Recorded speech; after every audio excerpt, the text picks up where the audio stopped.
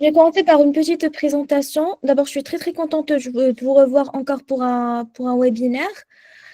Pour les personnes qui ne connaissent pas Maharat et qui ne connaissent pas Rothschild, on est un centre de formation en tout ce qui est design graphique, entrepreneuriat et développement informatique. On a notre service qui s'appelle Rothschild. C'est un service d'orientation pour vous éclaircir sur les différents métiers qui sont au marché. Comme ça, vous n'allez pas dire qu'il n'y a que ingénieur et il n'y a que médecin et vous aurez plein d'opportunités à saisir dans le marché du travail. Et aujourd'hui, on a décidé de vous présenter le métier le marketing digital avec, j'accepte, avec Madame Iman Ouazani et qui va nous expliquer les concepts de base et quelles sont les opportunités à saisir dans ce domaine. Voilà, je laisse la parole à Iman et s'il vous plaît, notez toutes vos questions et ne coupez surtout pas la présentation, laissez vos questions à la fin de la présentation et surtout, juste après la présentation, posez plein de questions parce que c'est l'occasion à saisir pour bien comprendre ce domaine et les opportunités à saisir. Voilà, merci beaucoup et je laisse la parole à Iman. Euh, Tu peux activer ton micro? Excusez-moi. Alors, bonsoir Malika, bonsoir tout le monde. Tout d'abord, je tiens à te remercier Malika pour cette invitation. Donc, mon webinaire aujourd'hui va porter sur les métiers du marketing et de la vente. Donc, avant tout, moi, c'est Imel Ouazzani Touhami. Je suis docteur en marketing et je suis également enseignante vacataire à l'université Ibn Tufayl et également à l'école Les ICA. Et alors, ma présentation aujourd'hui va porter sur les métiers de la vente, mais avant ça, nous allons commencer par une toute petite introduction. Les métiers qui vont être, j'ai décidé tout simplement, est-ce que vous arrivez à voir mon écran? Malika, Oui, tu peux entendre? oui, Ok. c'est parfait. Oui, Maintenant, c'est plus lisible, je pense, c'est ça? Oui, parfait. Parfait. Alors, tout d'abord, nous allons commencer par une petite présentation pour expliquer un petit peu à quoi consistent les différents métiers du marketing et de la vente. Donc, nous allons nous spécifier un petit peu sur les métiers du marketing stratégique, les métiers relatifs au marketing opérationnel, ainsi que les métiers relatifs au marketing digital, qui sont aujourd'hui très demandés, ainsi donc pour finir les métiers qui sont relatifs au domaine de la vente. D'accord? Alors, donc, ma présentation ne va pas trop tarder, donc à peu près 20 à 30 minutes pour vous expliquer un petit peu. Donc, il ne s'agit pas d'une liste exhaustive, donc vous pouvez trouver d'autres métiers, différentes nominations en français, en anglais. Ça dépend bien sûr des secteurs d'activité dans lesquels vous cherchez bien sûr à travailler ou peut-être vous cherchez à postuler pour un stage. Donc, nous allons tout d'abord commencer par l'importance du marketing. Donc, que ce soit une petite entreprise ou une grande entreprise, le marketing n'a pas vraiment la même place. Quand il s'agit d'une petite entreprise, exemple d'une boulangerie, pâtisserie, etc. Donc nous avons pas surtout besoin d'avoir une équipe marketing qui a peut-être 15 ou 20 employés pour exercer cette fonction-là, mais plutôt uniquement un seul employé qui va s'occuper de toute la stratégie marketing, que ce soit au niveau stratégique, opérationnel, mais également même au niveau digital. Et dans certains cas, peut-être pour certaines petites agences, vous allez trouver également le responsable marketing qui va s'occuper également de trouver des nouveaux clients, c'est-à-dire exercer le métier du commercial ou du vendeur. Quand il s'agit d'une entreprise d'une taille moyenne, donc à ce moment-là, si le marketing, bien sûr, fait partie de son corps de métier, et c'est ce que nous allons voir juste après ce slide.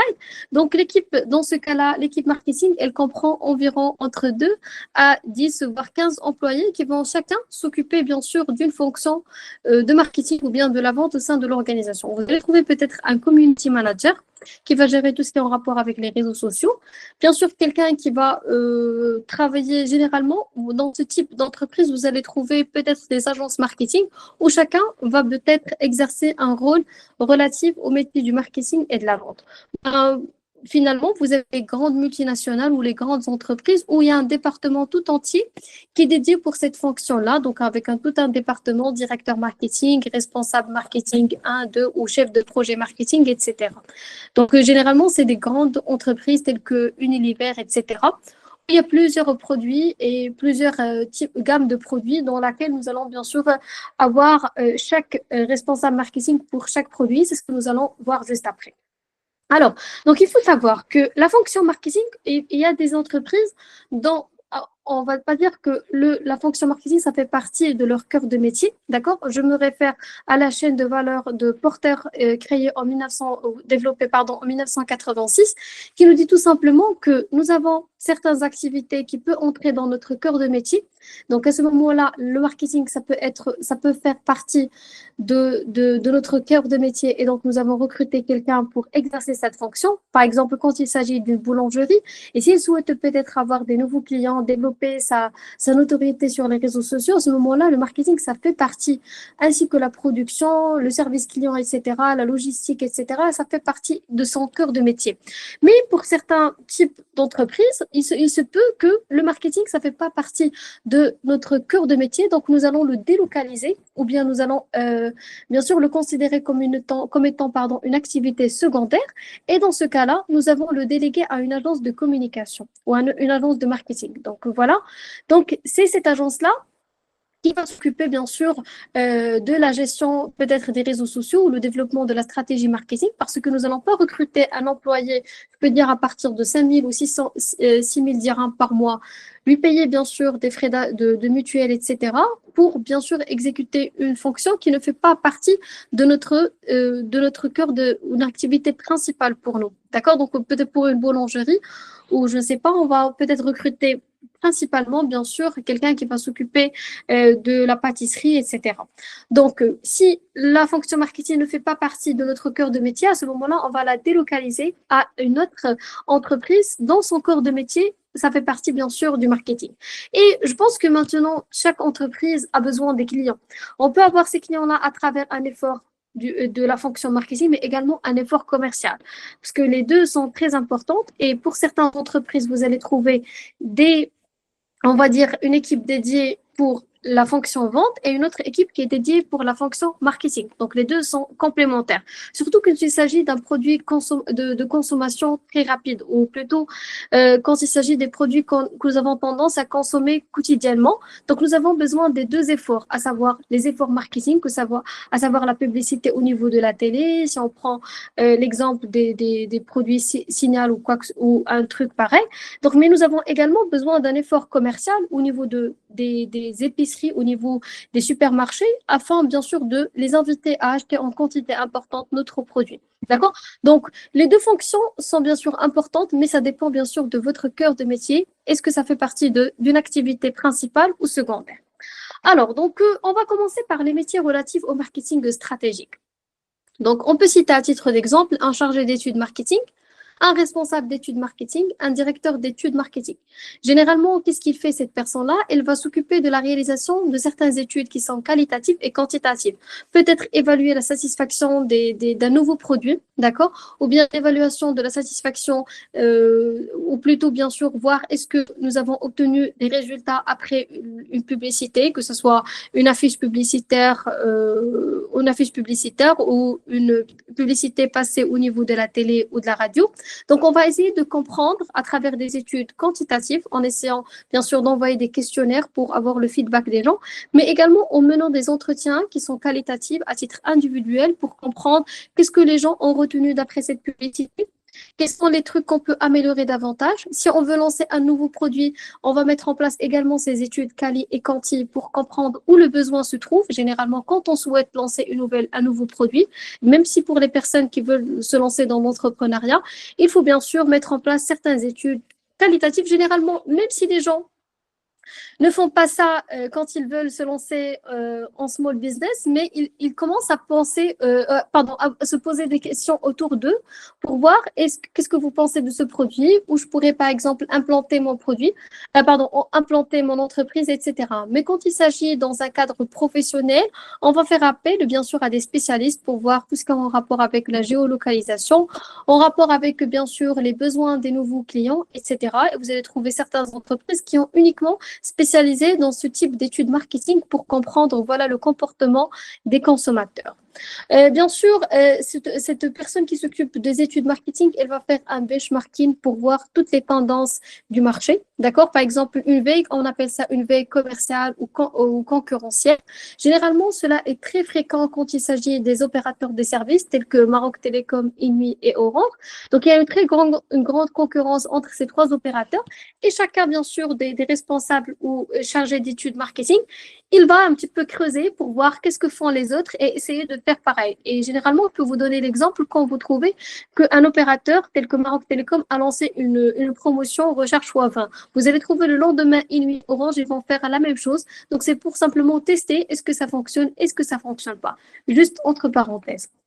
Bien sûr, le rôle d'un chargé d'études marketing est de communiquer les derniers chiffres, de faire une analyse, un audit aussi bien sûr marketing pour voir les résultats de cette campagne, de faire bien sûr ce livrable et de le rendre à son responsable, que ce soit le directeur marketing ou le responsable marketing, en fonction du secteur et de l'activité que l'entreprise exerce. Parce que dans le secteur de service, c'est pas comme les produits d'agroalimentaire, ce n'est pas comme dans les produits pharmaceutiques, etc. Donc, il y a certainement plusieurs spécificités pour chaque secteur d'activité.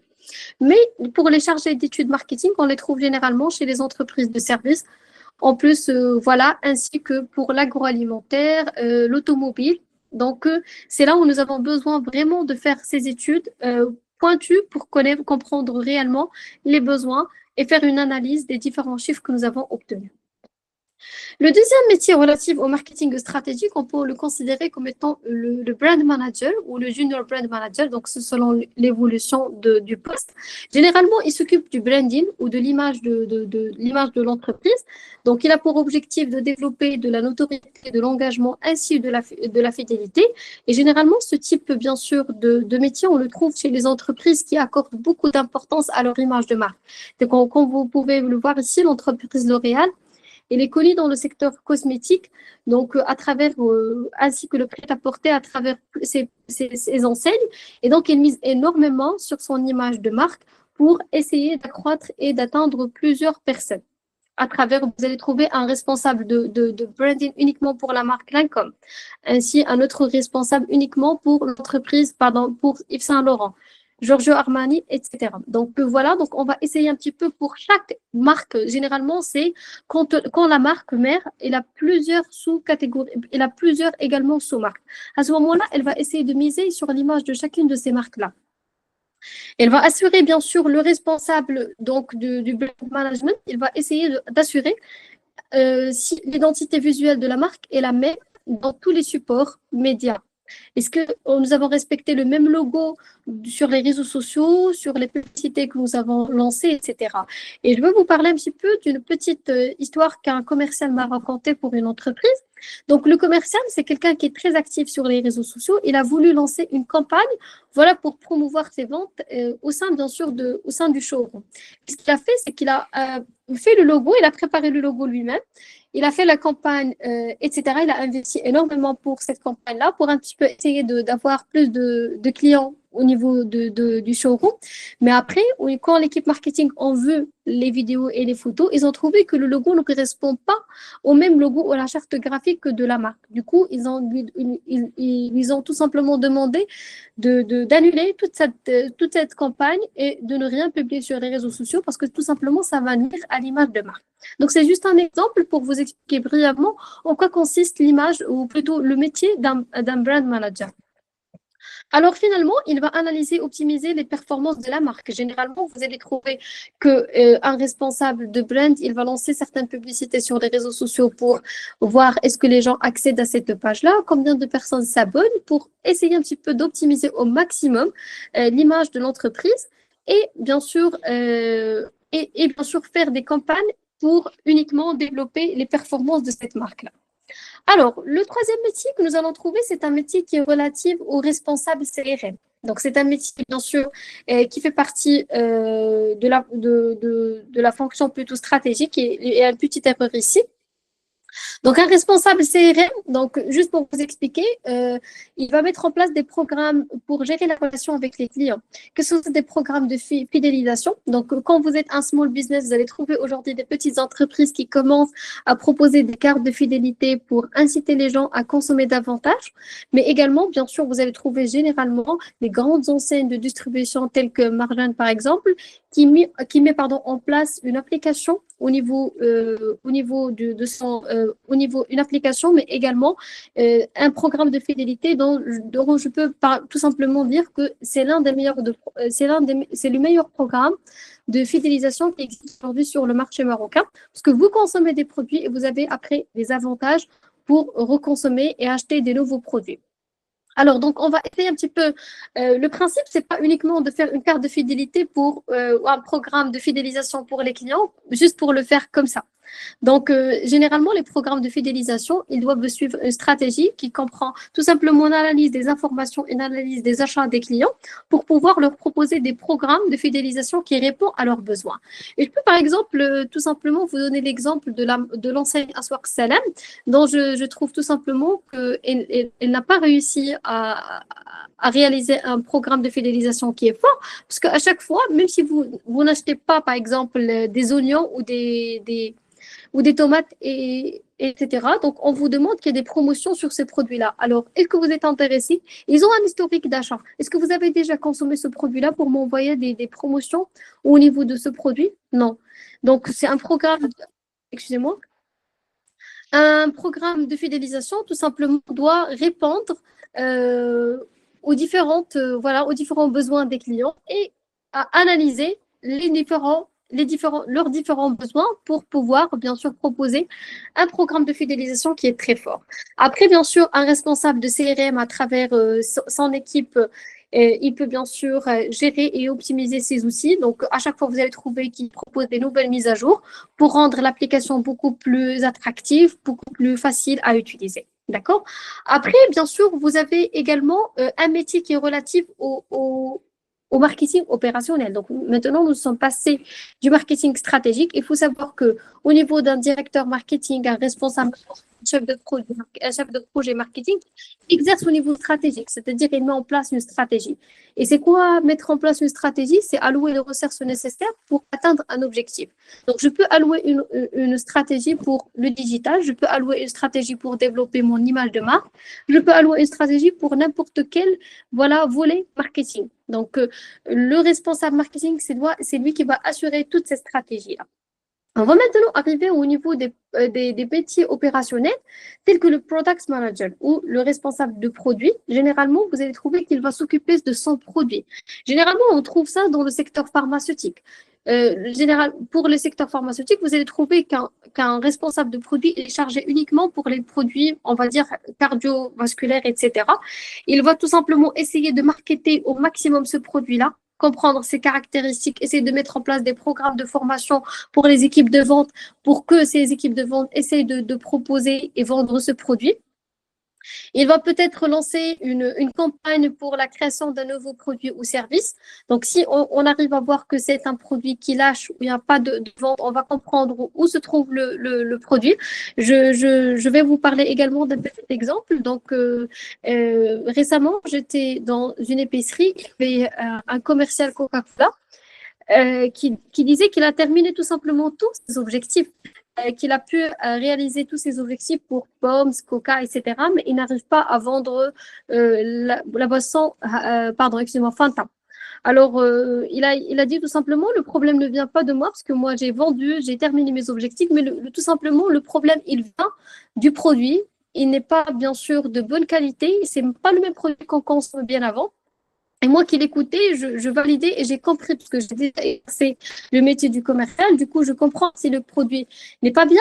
le commercial, même s'il fait des efforts énormes, il ne va pas pouvoir le vendre. Donc, ça, c'est le travail d'un product manager qui doit comprendre si on remonte l'information auprès des équipes de vente et on dit que c'est un produit qui ne fonctionne pas, qu'il y a un problème là, c'est un produit voilà, dans son stade final, au niveau de son cycle de vie. Donc, on va essayer un petit peu de retravailler la composition du produit, de comprendre où vient le problème.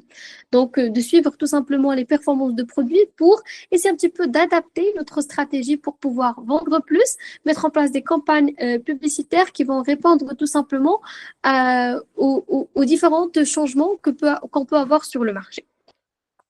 Alors, donc, un métier qui est relatif à la distribution, et bien sûr, il y a plusieurs métiers qui sont relatifs à la distribution. J'ai choisi tout simplement de vous parler de certains, dont principalement le trade marketing manager. Généralement, c'est un employé d'une entreprise telle que par exemple Unilever, L'Oréal, voilà, qui va s'occuper tout simplement de mettre en place une stratégie qui va permettre d'optimiser l'image ou plutôt d'optimiser au mieux la présence de ce produit au sein de différents canaux de distribution. Donc, il va peut-être animer ou mettre en place, je vais vous dire juste à titre d'exemple, quand vous partez à certaines surfaces et vous trouvez qu'il met en place une animation pour la marque Kron, pour le fromage rouge. Il vous donne à déguster, d'accord? Donc, généralement, ce n'est pas un travail d'un responsable marketing, mais plutôt d'un trade marketing qui s'occupe tout simplement de mettre en place comme des programmes d'animation en vue de, voilà, d'augmenter les ventes des produits, peut-être organiser des tombolas pour gagner le produit, mais généralement, ce n'est pas Margelle ou Carrefour ou Aswaq Salam qui vont employer ce trade marketing, mais plutôt c'est la marque elle-même qui va l'employer pour essayer un petit peu d'optimiser ses ventes dans les différents canaux de distribution. Vous avez les grandes surfaces. Il va également essayer un petit peu de proposer des packs pour les épiceries, pour les détaillants ou bien pour les vendeurs en gros, pour essayer un petit peu de les convaincre d'acheter en grande quantité. Donc, si vous achetez 50 bouteilles, 50 par exemple packs de fromage, vous aurez 10 gratuits. Donc, généralement, c'est le travail d'un trade marketing qui va s'occuper de cette stratégie pour essayer au maximum d'optimiser, bien sûr, ses ventes dans les différents canaux de distribution. Pareil, bien sûr, pour les canaux traditionnels et ainsi que pour les canaux digitaux. Alors, donc, comme je vous ai expliqué, il va collaborer avec les équipes marketing afin d'essayer parce que les équipes marketing, ce sont eux qui vont faire la vente. Lui, il va juste les aider à mieux développer les meilleures offres pour ces détaillants, pour ces commerçants, pour acheter ce produit-là. Ainsi, bien sûr, comme je vous ai expliqué, il va mettre en place des programmes d'animation, des tombolas, etc. pour, au niveau, bien sûr, des canaux de distribution. Ou pardon, ce n'est pas des canaux, mais des enseignes de distribution. Alors, vous avez également le métier d'un catégorie manager. Donc, si, bien sûr, les marques comme Unilever, Kron, etc., ils vont essayer d'employer un trade marketing. Et par contre, les enseignes de distribution telles que Carrefour, Margelle, etc., ils vont employer un catégorie manager. Donc, c'est quoi un catégorie manager? Il va tout simplement essayer de développer le chiffre d'affaires dans une catégorie de produits. Généralement, ce catégorie management, en général, il est né, bien sûr, comme toutes les fonctions du marketing aux États-Unis, où il y avait une partenariat entre l'enseigne de distribution Walmart ainsi que Protect and Gamble et Coca-Cola pour un petit peu essayer d'optimiser le parcours des clients quand ils entrent au magasin. Donc, généralement, avant, on classait les produits en fonction, par exemple, de la marque. Vous allez trouver tous les produits, par exemple, de L'Oréal, Garnier, je ne sais pas, les autres marques de L'Oréal dans le même rayon. Et vous allez par exemple trouver, si je dis par exemple la marque Or Blanc, vous allez trouver le fromage carré, les autres types de fromages. On va les classer en fonction de la marque et non pas en fonction de la catégorie de produits. Donc généralement, ce catégorie manager, il va essayer, en fonction bien sûr de cette nouvelle catégorisation des produits, où nous avons des produits d'agroalimentaire, donc les produits, vous allez trouver les boissons sein tout seul. Vous allez trouver, par exemple, les produits fromage, les produits laitiers, donc dans un seul rayon, les légumes, etc.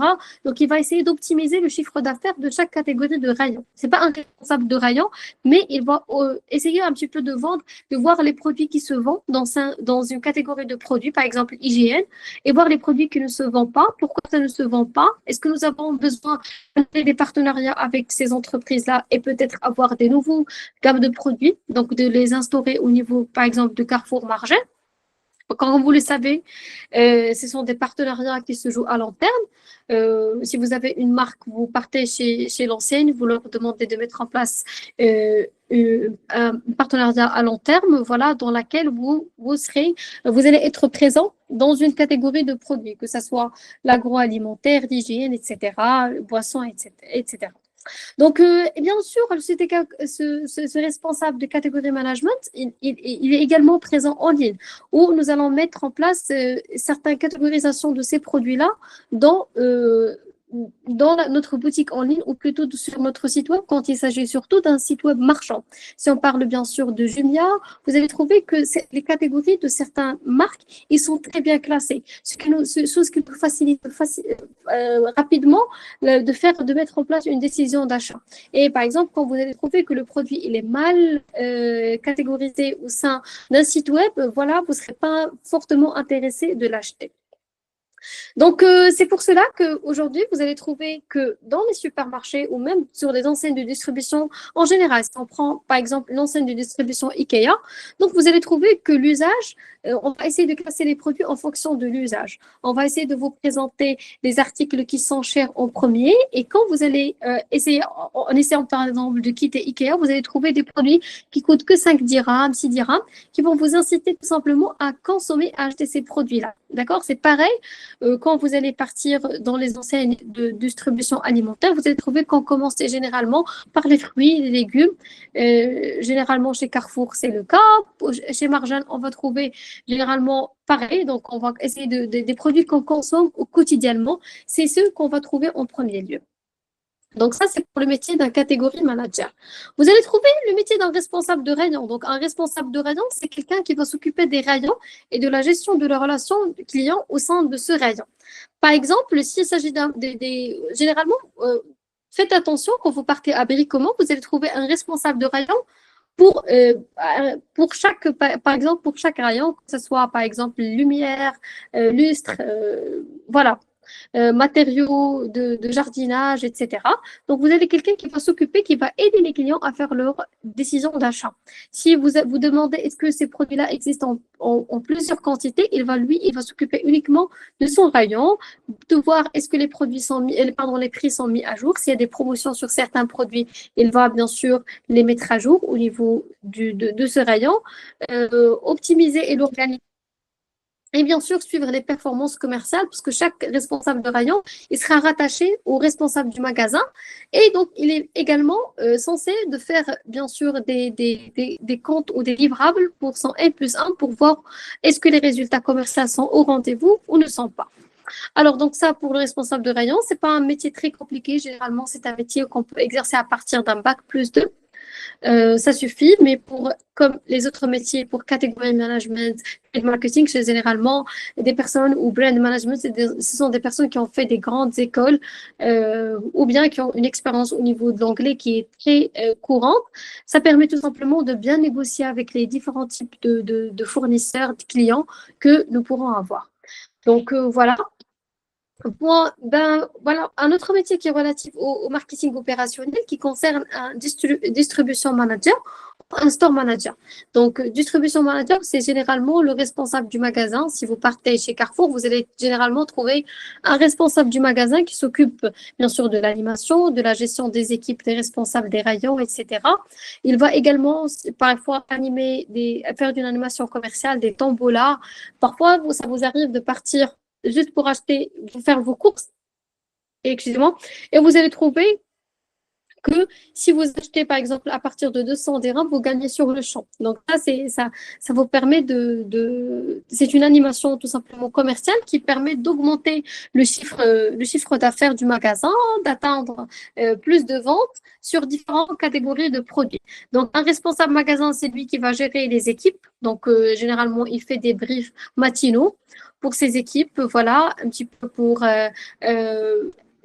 essayer un petit peu de les motiver, gérer le stock, est-ce que nous avons reçu les quantités de stock qu'il nous faut, quels les produits que nous devons alimenter, c'est quoi les produits qui ne fonctionnent pas, peut-être qu'on peut remonter l'information auprès des directeurs, des directeurs et des managers pour voir d'où vient certains problèmes, etc.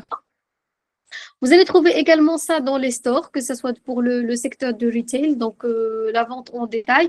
Par exemple, chez Orange, vous allez trouver généralement un responsable de magasin. Pareil, quand il s'agit bien sûr manager, chez De Facto, si vous voulez acheter n'importe quel produit, en cas de souci, en cas de quoi que ce soit, le manager, c'est lui qui s'occupe bien sûr de la gestion de la relation client. S'il y a jamais des réclamations, s'il y a jamais un truc qui arrive, donc c'est lui qui va s'occuper. Alors, vous avez également un event manager, donc c'est au niveau du marketing opérationnel, que généralement, c'est un métier dont la nomination est, depuis sa nomination, on peut voir, il exerce quoi. Donc, il va s'occuper de tout ce qui est en rapport avec l'événementiel, depuis la planification de l'événement, d'accord, jusqu'à bien sûr la promotion de l'événement, la coordination logistique.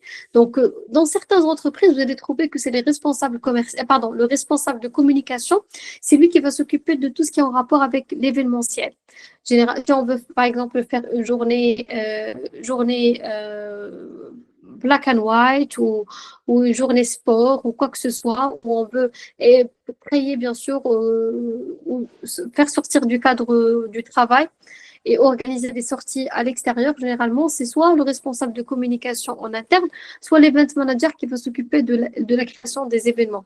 Donc, pour les entreprises qui emploient un event manager, c'est généralement des entreprises multinationales dont les employés sont plus de, par exemple, on va dire plus de 10 000 employés. Donc, tout simplement parce que nous avons besoin un petit peu de sortir de ce cadre stressant en organisant des événements, des journées au sein du travail, comme journée donuts, journée cookies, etc. Donc, juste pour sortir un petit peu du cadre stressant du travail.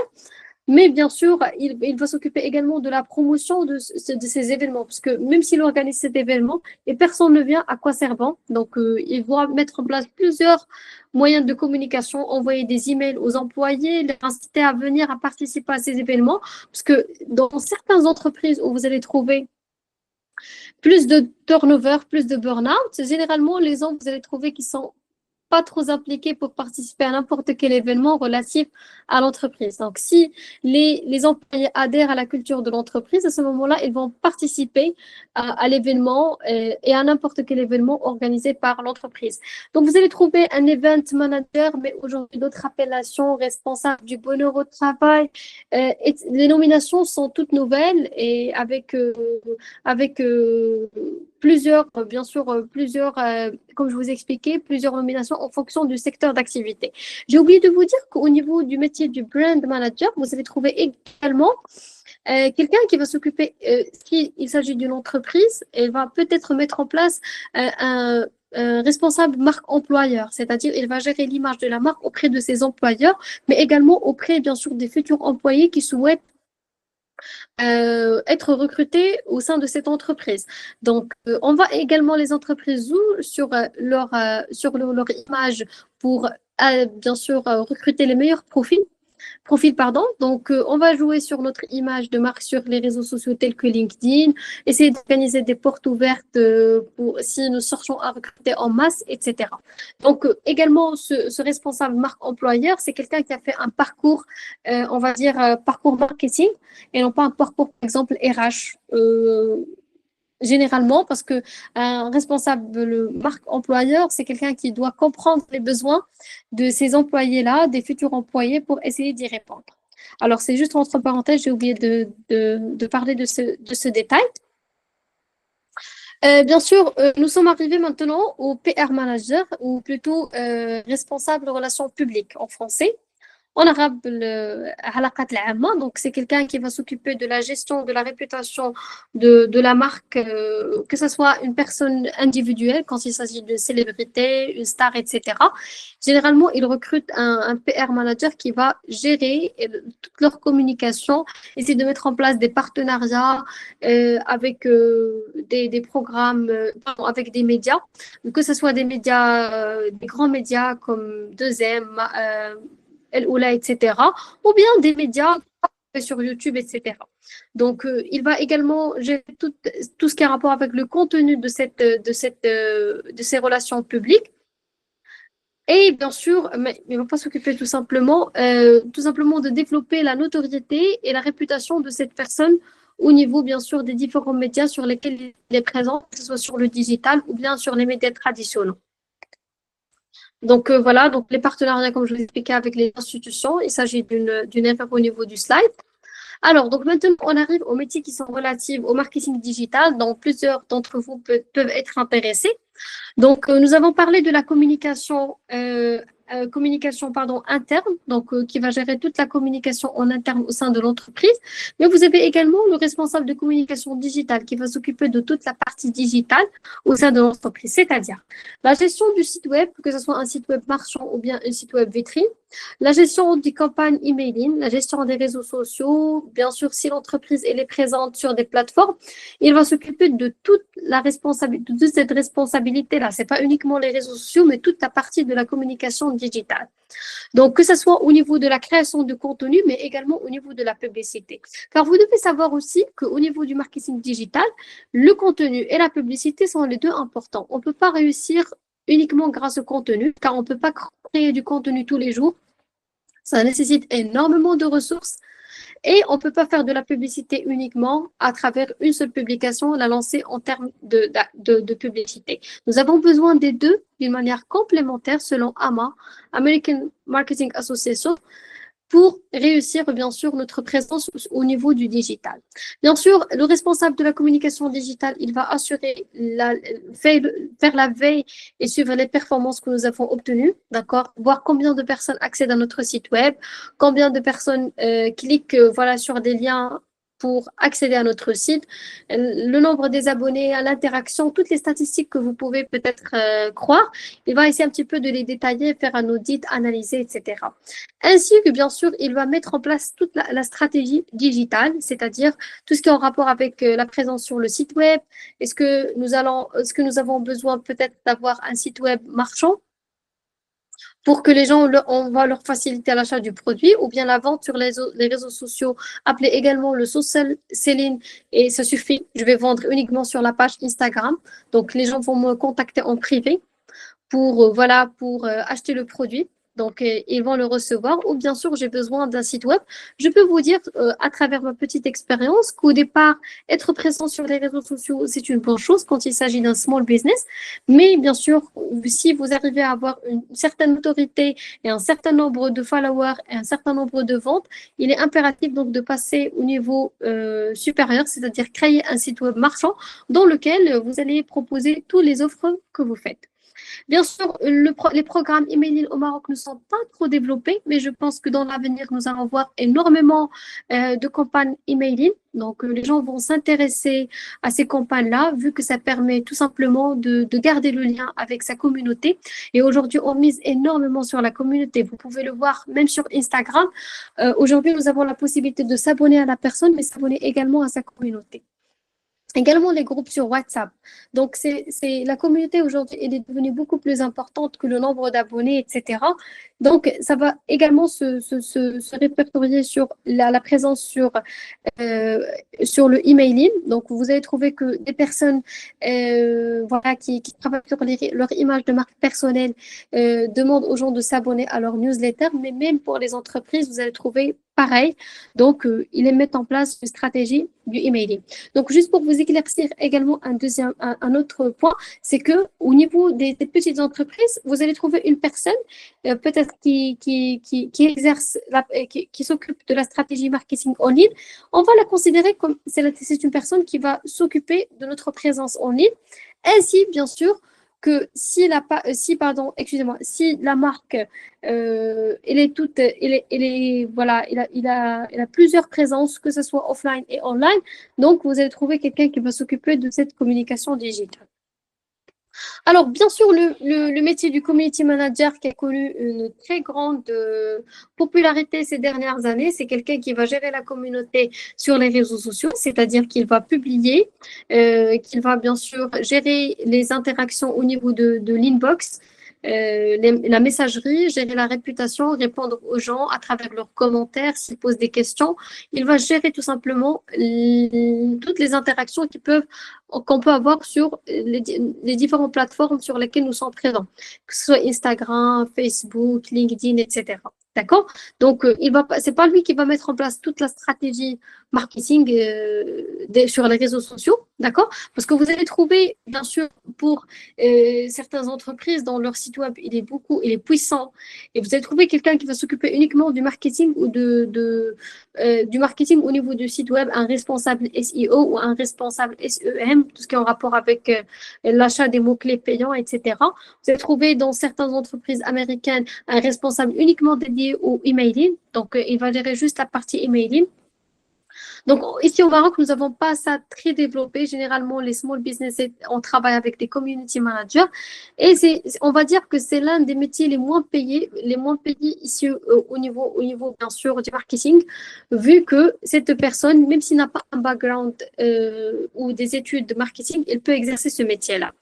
Alors, vous avez le social media manager qui va s'occuper de la mise en place de la stratégie des réseaux sociaux, que ce soit bien sûr en termes de contenu, en termes de publication, en termes des objectifs que nous souhaitons atteindre. Est-ce que nous souhaitons avoir un objectif pour améliorer notre notoriété, ou bien on souhaite avoir un objectif pour avoir plus de ventes? Donc, on doit impérativement connaître notre objectif, créer ou plutôt recruter des personnes qui vont gérer le contenu. Par exemple, vous allez trouver dans certaines entreprises, vous allez avoir un responsable TikTok, vidéo TikTok, qui va s'occuper uniquement des vidéos, un autre qui va s'occuper bien sûr des posts. Généralement, c'est quelqu'un qui s'occupe de la communication graphique design ou créative.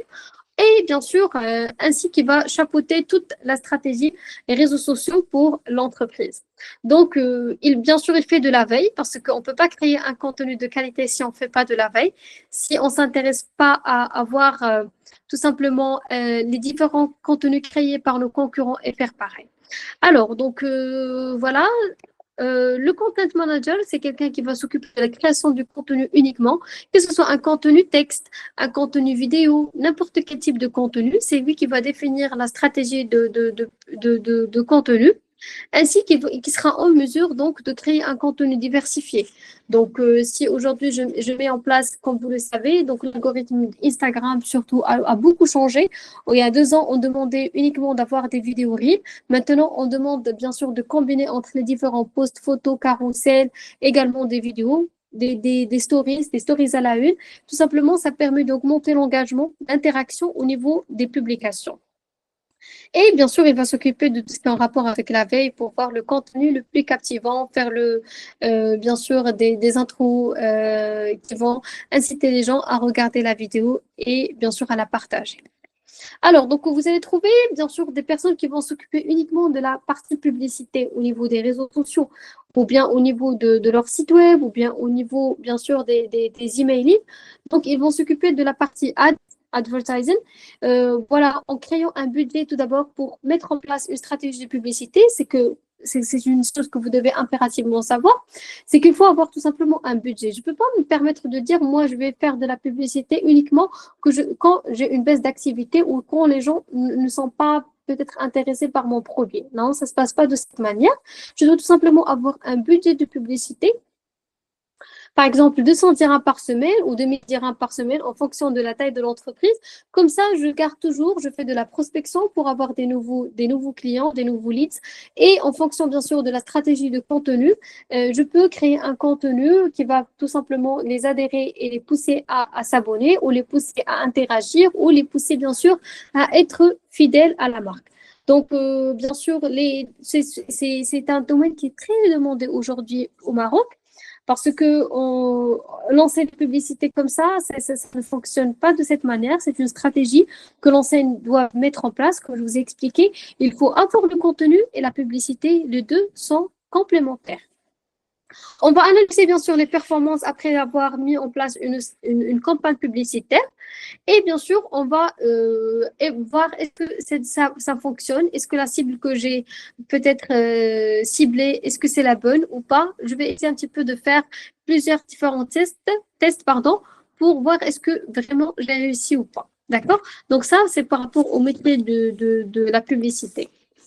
Vous allez trouver dans certaines agences marketing d'autres types de métiers, donc comme je vous ai parlé, donc le graphic designer ou bien le copywriter ou celui qui va écrire juste voilà, les textes publicitaires. Comme vous le savez, on est intéressé par certains types de publicités et d'autres non. Donc, c'est l'effort du copywriter qui écrit ces textes pour faire un bon book, pour inciter les gens à continuer à regarder la publicité, etc. Donc, c'est un travail qui est très demandé en agence parce que ça dépend bien sûr de la taille de l'agence. Est-ce que c'est une petite agence qui va faire juste de community management, du social media management, ou bien c'est une grande entreprise qui va faire de la production, tout ce qui est en rapport avec les publicités. Donc, c'est pas le genre de publicité qu'on trouve sur Instagram qui nous arrive parfois à regarder. Par moi, des publicités qu'on voit chez des marques marocaines telles que euh, Lucieur, je ne sais pas, Signal, etc. C'est un travail d'un copywriter qui a écrit un très beau, voilà, un contenu qui sera captivant en utilisant qui sera adapté aux différents supports et cibles. Bien sûr, la cible qui est présente sur les réseaux sociaux, c'est pas la même que celle que nous allons chercher à atteindre via les grands médias, TV, radio, etc. Généralement, ça dépend du produit. Si je suis une marque qui propose des produits pour des agriculteurs, donc je ne vais pas à lancer une campagne ads ou une publicité sur les réseaux sociaux, mais peut-être je vais participer à des foires. Donc ça ne fait pas partie du copywriting, mais ben, peut-être je vais essayer de programmer une publicité ou de faire passer ma publicité avant l'actualité. C'est là où peut-être les gens qui font ce domaine sont les plus connectés. Donc, la communication graphique, c'est tout un domaine. C'est un rapport avec le design graphique, etc. Donc, on va créer des éléments graphiques qui seront adaptés aux différents supports, online, offline, etc., des supports publicitaires. Alors, donc, bien sûr, maintenant, on va arriver au métier qui me tient beaucoup à cœur. Ce sont les métiers qui sont en rapport avec le domaine de la vente. On va commencer par le Key Account Manager. Donc, c'est un métier qui est équivalent d'un directeur commercial, on va dire. C'est un métier de très grande importance pour l'entreprise parce que ça permet de gérer les comptes clés de l'entreprise. Quand il s'agit d'une entreprise peut-être, pardon, B2B, d'accord, c'est-à-dire elle a des clients qui ne sont pas des particuliers, c'est-à-dire des entreprises, on doit essayer de garder cette relation avec ces entreprises. Et qui s'occupe de toute cette relation? Généralement, c'est le Key Account Manager. C'est lui qui va s'occuper peut-être pardon, c'est pas peut-être, mais c'est qui va s'occuper de la vente, c'est-à-dire de gérer cette relation dans le long terme. Ces clients, peut-être les clients de l'entreprise, ne se trouvent pas uniquement au Maroc. Vous allez trouver qui se trouvent en Asie, en Europe, etc. Nous avons besoin de gérer cette relation avec eux pour qu'ils ne cherchent pas peut-être un autre concurrent à nous, d'accord? Pour lui, bien sûr, pour proposer avec lui des contrats. Donc voilà, donc généralement, c'est le métier bien sûr d'un key account manager. Donc il va également s'occuper de la négociation des contrats à long terme avec les partenaires de l'entreprise.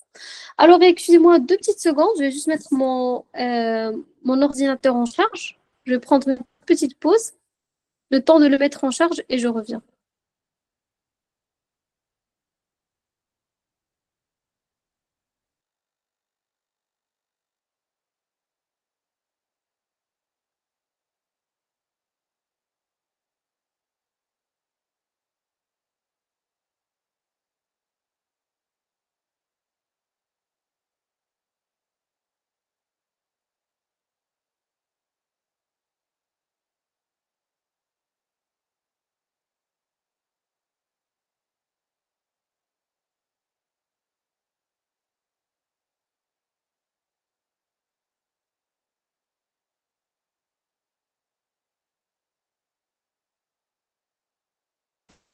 Alors, excusez-moi. Euh, Excusez-moi, je voulais dire mettre mon ordinateur en charge.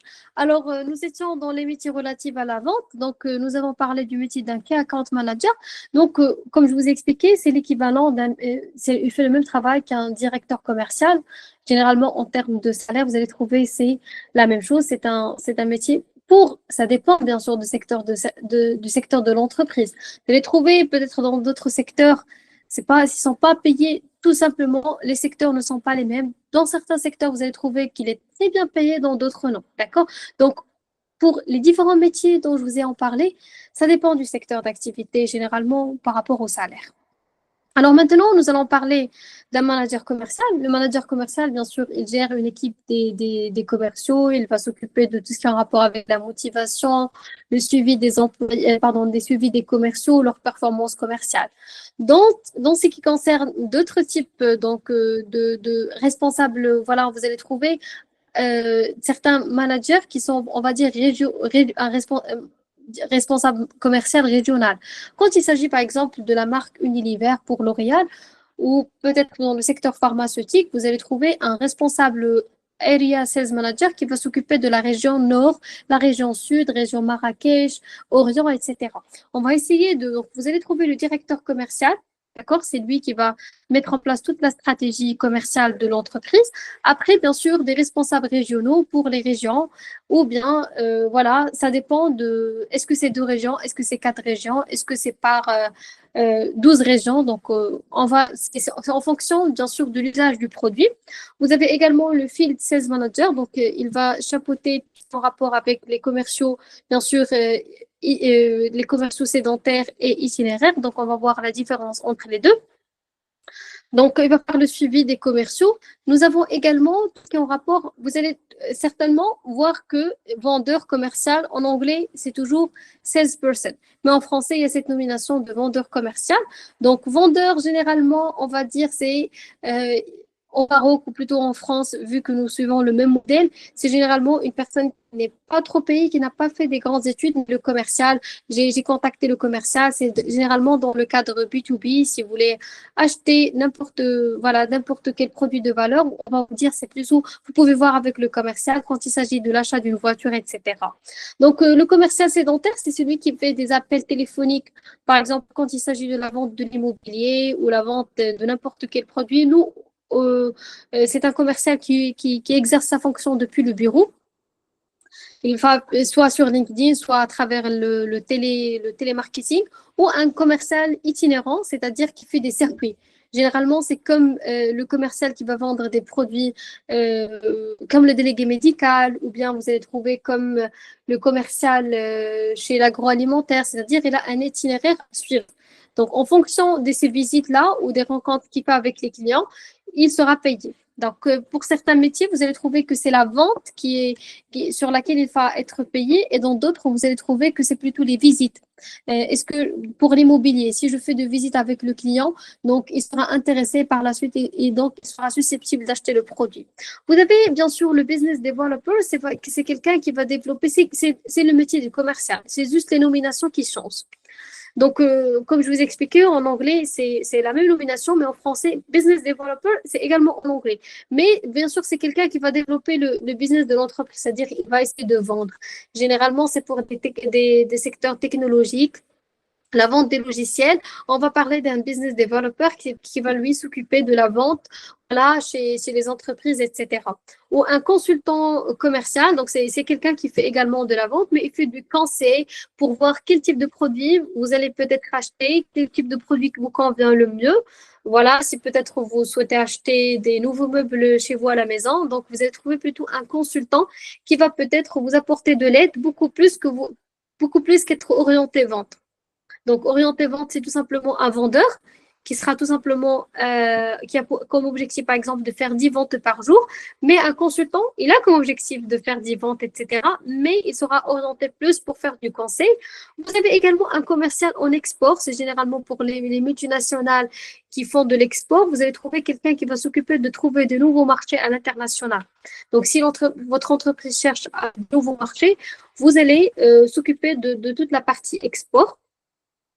Donc, de trouver des nouveaux clients, généralement, vous devez avoir des bonnes compétences en langue, que ce soit en français, en espagnol, en anglais, etc.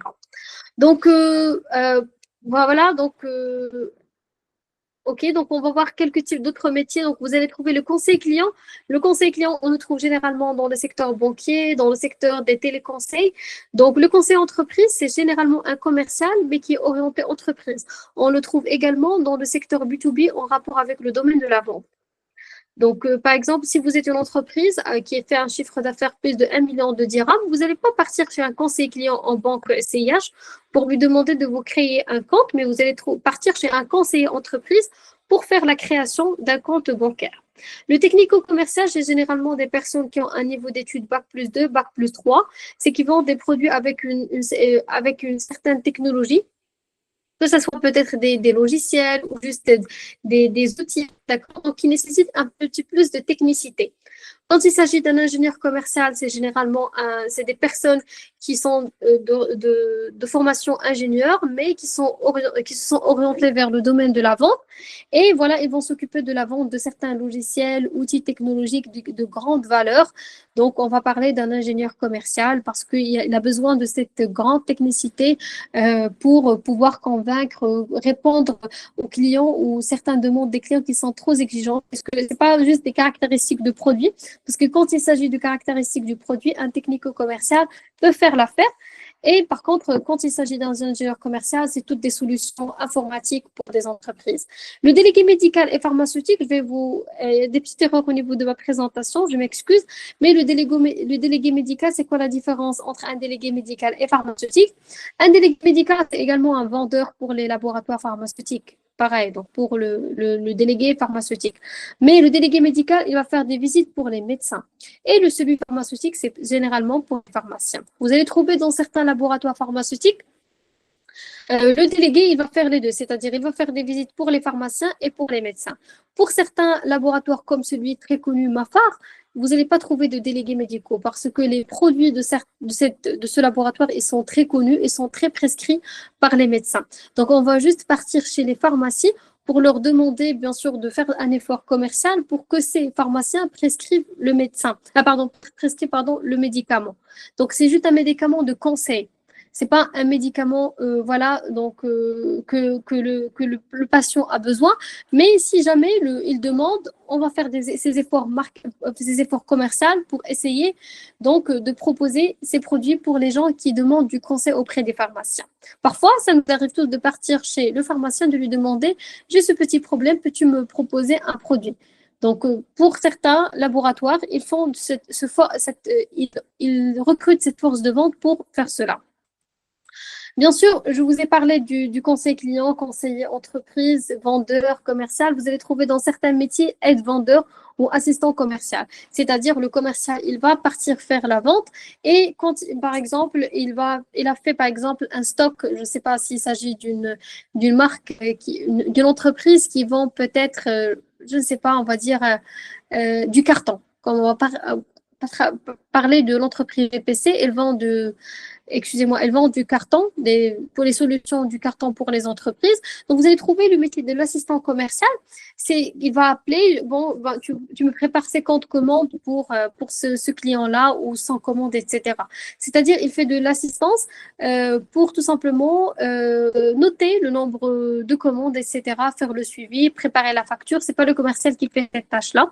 C'est généralement, on dit que c'est un métier qui sera supprimé par la présence des outils digitaux et l'intelligence artificielle, parce que à travers ces outils technologiques, le commercial à travers sa tablette peut facilement préparer la commande, préparer la facture dans le champ, un devis, etc. Vous avez trouvé le vendeur-livreur. Généralement, vous avez tous rencontré les vendeurs-livreurs quand vous partez faire vos courses chez l'épicerie de proximité. Vous allez trouver une personne avec une tablette ou un petit smartphone qui prend les commandes. Généralement, on appelle ça un aide-vendeur ou un vendeur-livreur. Par exemple, il part chez l'épicier, il lui demande combien de litres de lait tu as vendu. Est-ce que tu as besoin peut-être qu'on augmente le nombre de litres qu'on vous livre, etc. Donc, c'est généralement le métier du vendeur-livreur parce qu'il prend des commandes il aide le commercial si jamais il a besoin, l'épicier, il a besoin d'acheter de nouvelles commandes, mais il fait également de la livraison. Ils exercent plusieurs fonctions en même temps. Généralement, c'est également des personnes qui n'ont pas un niveau d'études, juste un niveau bac, ça suffit pour exercer ce métier.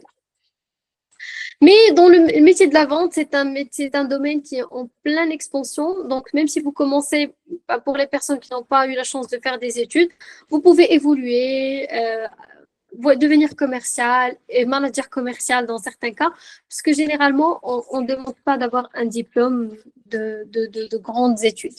Et finalement, vous avez les téléconseillers, c'est quelqu'un qui travaille dans les centres d'appel. Généralement, vous allez trouver deux types de personnes qui travaillent dans le centre d'appel. C'est généralement des personnes qui font de la prospection, c'est-à-dire ils appellent les gens pour les inciter à acheter le produit, ou bien des personnes qui font de la gestion de la relation client. Si jamais le client il tombe en panne ou il a un souci, généralement, il assiste pour régler la situation ou le transférer au service technique. Donc, généralement, c'est les métiers qu'on peut trouver dans le domaine de la vente et du marketing. Donc, il faut savoir que pour exercer n'importe quelle fonction, dans n'importe quel métier dans la fonction marketing et vente, il y a, comme je vous expliquais, certains métiers qui nécessitent d'avoir un diplôme.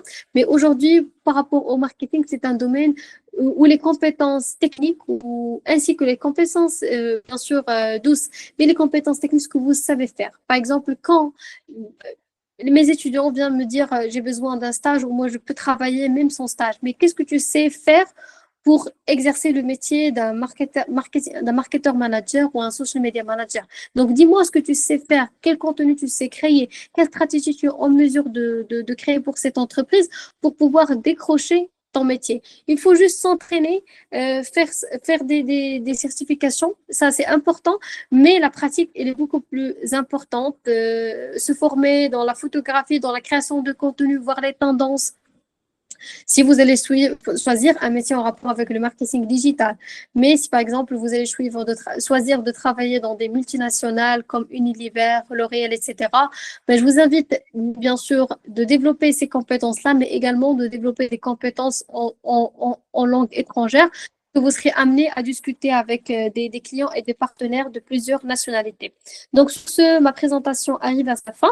Si vous avez des questions, n'hésitez pas. Je suis là, bien sûr, pour y répondre. Melika, tu es là?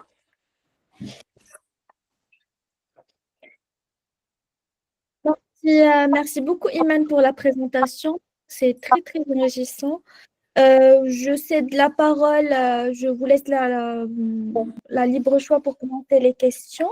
Oui. Et je vois Amina la main, si tu veux commencer, Amina. Oui, bonjour. Je vous remercie pour cette présentation. Elle est très riche en termes de définition de plusieurs métiers qui ont pesamment coïncidé au marché, que ça soit la vente ou bien le marketing. J'ai une question. On a parlé. D'abord, je me présente. Je suis formatrice. Je suis ingénieure en logistique de formation. Et actuellement, je suis formatrice à un institut de formation professionnelle. Alors, je suis nouvelle au métier de la formation et du coup, voilà, je coïncide des fois des questions de mes étudiants qui sont des futurs gestionnaires. Il y a entre eux des personnes qui sont vraiment très intéressées, qui ont un talent de la création du contenu. Et ils me posent la question où ils peuvent continuer leurs études ou faire des formations continues. Je sais très bien qu'il y a un embarras de choix, mais on ne sait pas vraiment quel cabinet choisir, des cabinets de qualité ou des pistes où ils peuvent faire la formation. Si j'ai bien, ben, tout d'abord, je te remercie, Amina, pour ton feedback. Ainsi, si j'ai bien compris ta question, ces personnes-là, est-ce qu'ils sont de formation marketing ou non?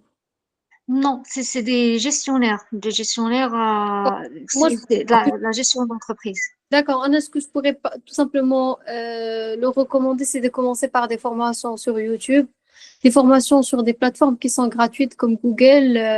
Je ne sais pas, il y a plusieurs sites qui proposent des formations en marketing. On ne peut pas, par exemple, voilà, donc on ne peut pas tout simplement ça dépend bien sûr de son budget. S'ils ont par exemple les moyens pour faire un master exécutif ou de payer une certification en anglais, par exemple chez American Marketing Institute, voilà, donc c'est le top. Mais par exemple, s'ils n'ont pas les moyens, ils peuvent commencer par des certificats gratuits qui sont en ligne et par la suite des formations sur YouTube. Moi, j'ai la technicité du marketing, moi je l'ai appris sur marketing surtout de contenu et des réseaux sociaux, moi je l'ai appris sur YouTube. Ah, je peux pour vous le dire clairement, il y a des chaînes comme celle de Tony Neves, c'est un Français, voilà, il propose des astuces Instagram, vous allez trouver, cherchez astuces Instagram, astuces TikTok, etc. Vous allez trouver plusieurs personnes qui proposent du contenu rien que pour ça.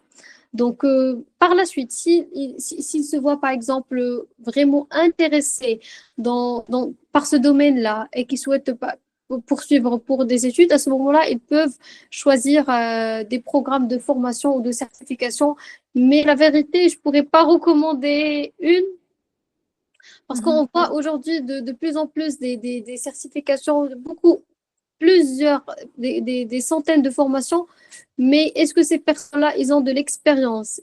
Qu'est-ce que tu peux m'apporter? Dis-moi, qu'est-ce que tu peux m'apporter en termes de résultats? Par exemple, les projets sur lesquels tu as travaillé, ton background, etc., pour que je puisse être intéressée par, par ta formation. D'accord? Donc, les formations, il y en a des centaines. Il y a des personnes qui proposent des formations sur le marketing digital alors que eux, ils ne savent même pas comment l'utiliser. Ils n'ont jamais proposé, ils n'ont jamais eu des services ou des produits en ligne.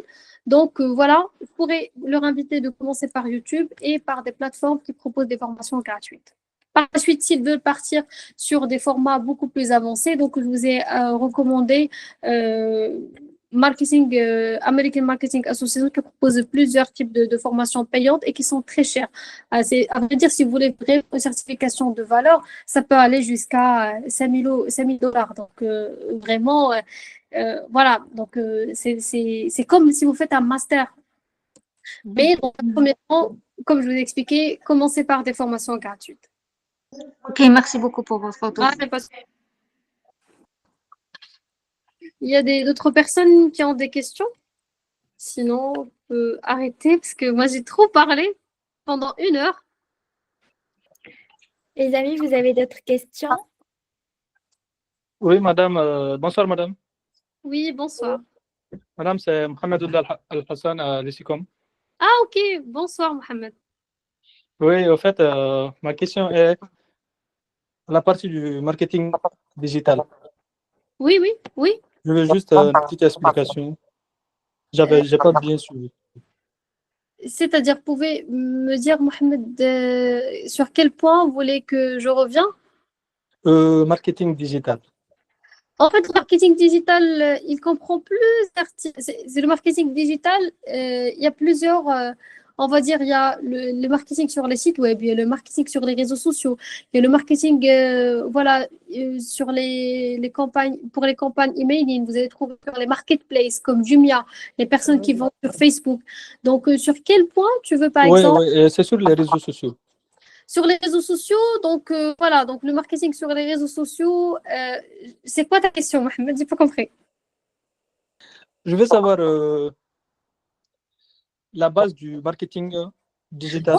Alors, juste pour répondre à cette question, si par exemple, on va proposer à partir du mois, je sais pas, dans 2 semaines, une formation, cette fois-ci qui sera une formation payante avec Maharat, pour les personnes qui veulent voilà, développer des compétences en rapport avec le marketing digital. Donc, voilà, donc comme j'ai expliqué, si tu es à la recherche des formations qui sont gratuites, tu peux partir par YouTube, par Google, etc., des plateformes. Par exemple, si tu veux développer une certaine technicité, voilà, je pourrais t'inviter à rejoindre la formation. Sinon, je peux te donner des supports, des liens qui pourront t'expliquer davantage en quoi consiste le marketing digital, Mohamed. Et si tu veux, on peut discuter de ça la semaine prochaine ou celle d'après. en face à face. D'accord. Merci beaucoup, madame. Il n'y a pas de souci. Merci. En fait, moi, je suis fatiguée, donc si vous n'avez pas de questions, on peut arrêter là, s'il vous plaît, Malika. Oui, si vous avez plus de questions, on arrête là. Sinon, Donc, merci beaucoup pour votre présence aujourd'hui. je- Merci beaucoup pour ton intervention. C'était très, très enrichissant. Et s'il vous plaît, avant de quitter, je vous envoie un lien sur le chat. Si vous pouvez laisser votre avis, ça sera très, très utile pour nous. Comme ça, pour les prochains webinaires, on peut très bien organiser d'autres et améliorer notre service pour vous. Et merci pour votre présence et bonne soirée. N'oubliez pas le formulaire, s'il vous plaît. merci. Merci, Iman. Au revoir. Merci.